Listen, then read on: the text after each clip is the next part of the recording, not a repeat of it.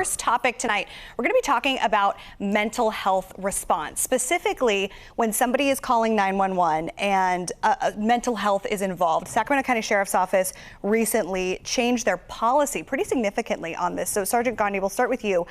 Tell us a little bit about this policy change and what it's in response to. Sure. So this actually stems from a Ninth Circuit federal court ruling in 2024, July of last year. So this specifically deals with non-criminal calls. So we're not talking about anything criminal, but non-criminal calls with mental health. Those are the ones we're not responding to anymore. So if there is someone that has a danger to themselves, they are exhibiting some other mental health symptoms, but there's no criminal element, those are the ones you won't see deputies coming to anymore. Instead, if we do get those 911 calls, we are referring them to 988 and actually transferring those calls over with an operator still on the line. So the goal of this is, again, to give members of the community that are experiencing these mental health crises the best possible resources in hopes of getting the best possible outcomes. Now, I imagine that determining all of these levels, determining is mental health a factor in this 911 call? Is there a crime being committed? At what level is that happening? Who's in charge of making that call? Now, there's several layers to that. Now, initially it's coming in, for instance, a 911 call. So the call taker is going to have to, again, go through a set of questions to determine what the appropriate response is going to be. Now, determining, again, there's a few more questions that the caller is going to have to be subjected to, but we're trying to figure out if a crime is actually occurring. And once they figure out if there is, obviously deputies will still come. Just to give you a quick sample size of that, over about a 2-week period, we took over 300 some odd calls. There were only about 15 to 18 that we did not respond to. So overwhelmingly, not much has changed. The policy's made a lot of headlines, obviously, but it's specifically in reaction to and in response to the federal court ruling. So when we talk about these mental health calls, I think a lot of people are curious about the fact that one of the reasons that this policy is in place is because officers, deputies deployed to these mental health calls are put in a dicey situation. Their safety can be at risk. It also puts them in a precarious position if you're dealing with somebody who's in a mental health crisis. So what are some of those specific scenarios that both of your agencies have responded to that can be a little bit dicey for your responding deputies and officers?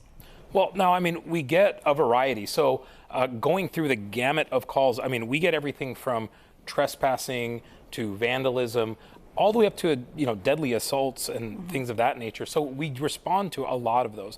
But specifically this one right here, the courts ruled that once you introduce a law enforcement officer into a situation that is not criminal, we are not allowed to be there. A lot of talk about qualified immunity, things like that.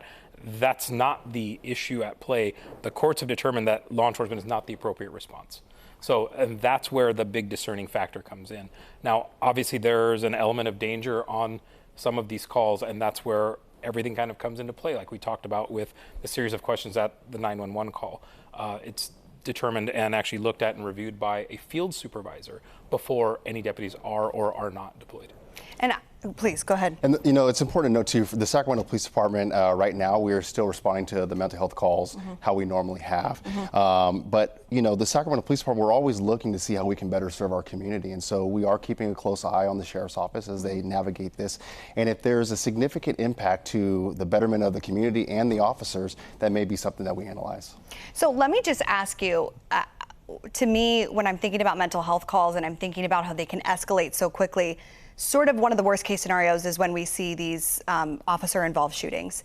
And so is that a catalyst, or is that part of the reason why the Sheriff's Department has reconsidered this policy, and perhaps if Sacramento Police would reconsider, is that one of the driving factors? Well, I can tell you it's a component, but not the full reason. Sure. Because again, the court ruling is what prompted this. So there's really not a political line in the sand or, trying to prove a point. There's none of that. It is a court ruling that is by the Ninth Circuit Federal Court that impacts all law enforcement agencies in the country. Yeah. So since that announcement was made last week at the press conference, we're getting calls from law enforcement agencies from up and down the state and across the country asking for their policy because they want and need to adopt this.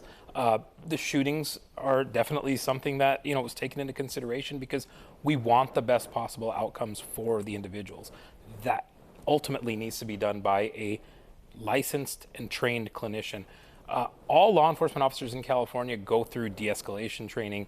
We have a critical intervention training that's mandated by the state, but we're not experts.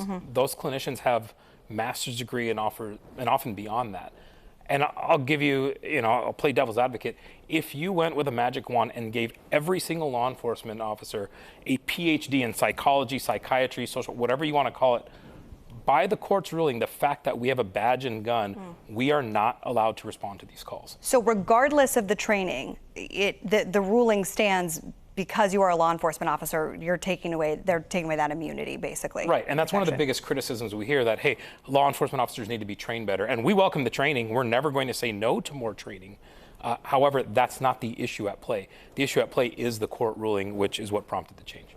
So speaking of that training, when Sacramento Police is responding to a mental health call, what are some of the special protocols or, supplies? Like, what are you taking to these calls? That's a great question. So, prior to a couple years ago, we had a mental health team that, consisted of a couple officers, and there was a clinician at one point.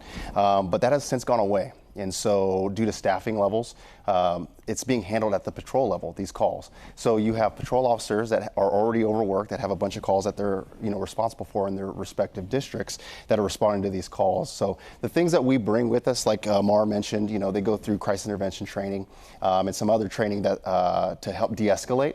But it's important to note too that, like Amar said, when no officer wants to go to work and get into a shooting.